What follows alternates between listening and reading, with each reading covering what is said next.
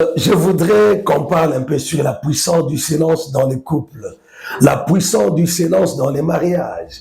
Bien-aimés dans le Seigneur, le silence est une puissance. Je voudrais beaucoup plus parler aux femmes. Bien-aimés, qu'une femme qui veut la paix, une femme qui aime son mariage, c'est celle qui a appris à cette heure quand son mari parle. Vous savez, bien-aimés, le silence est une puissance. Le silence a une force que l'eau a pour éteindre le feu. Quelle que soit la gravité de la pression, quand vous gardez silence, lorsque votre mari s'est emporté par la colère, lorsque votre mari est fâché, le silence va résoudre beaucoup de problèmes. Vous savez, bien aimé, beaucoup de femmes, ils ont attisé le feu dans leur mariage parce qu'elles n'ont pas appris à garder silence lorsque leur homme parle, lorsque leur mari parle ou lorsque leur mari gronde. Bien-aimées femmes, apprenez à garder silence. Ne cherchez pas à tout prix à vous justifier.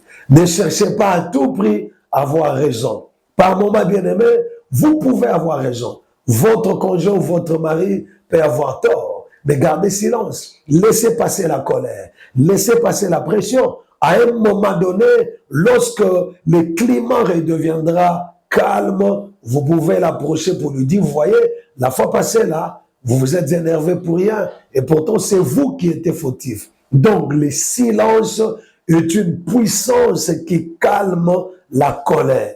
Le silence ridiculise même la personne qui parle parce que nous voyons beaucoup de gens, quand l'homme parle, l'homme insulte la femme, l'homme sort des grossièretés contre sa femme, et puis après, la femme ne dit rien, et vous voyez l'homme demander à la femme, tu ne dis rien, tu ne dis rien, tu ne dis rien, parce que l'homme s'attend à ce que la femme aussi réagisse violemment, la femme aussi réagisse avec agressivité, mais les femmes sages, elles savent garder silence. Dans quel que soit le niveau de votre relation, que ce soit pendant les fiançailles, que ce soit pendant les mariages, que ce soit même une relation professionnelle, apprenez à garder silence. Ne vous donnez pas tout simplement à chercher à vous justifier, à chercher à avoir raison. Par moment, gardez silence, parce que le silence finira par vous justifier. Et vous savez quoi? Le silence vous rendra fort.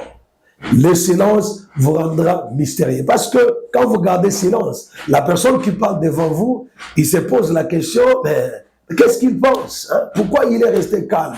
Donc, ça veut dire que le silence rend ridicule la personne qui parle. Parce que après que la personne vous ait insulté, vous ait sorti des grossièretés contre vous de sa bouche, et lorsqu'il voit que vous réagissez silencieusement, il se voit un peu ridicule devant vous. Alors que Dieu vous donne la capacité et la force de garder silence, parce que garder silence n'est pas facile, parce que par moment, lorsque l'autre parle, il y a des choses qui montent au-dedans de vous. Il y a des pensées, il y a la rage qui monte au-dedans de vous.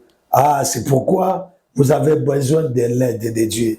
Devant un mari qui parle beaucoup, demandez à Dieu de vous donner la paix. Demandez à Dieu de vous donner la maîtrise de soi. Demandez à Dieu de vous aider tout simplement à garder silence. Le silence éteint le feu. Le silence apaise la colère. Le silence résout beaucoup de problèmes que les paroles ne peuvent pas résoudre par moments. Soyez bénis et que Dieu vous accorde la grâce de garder silence dans le nom de Jésus-Christ. Amen.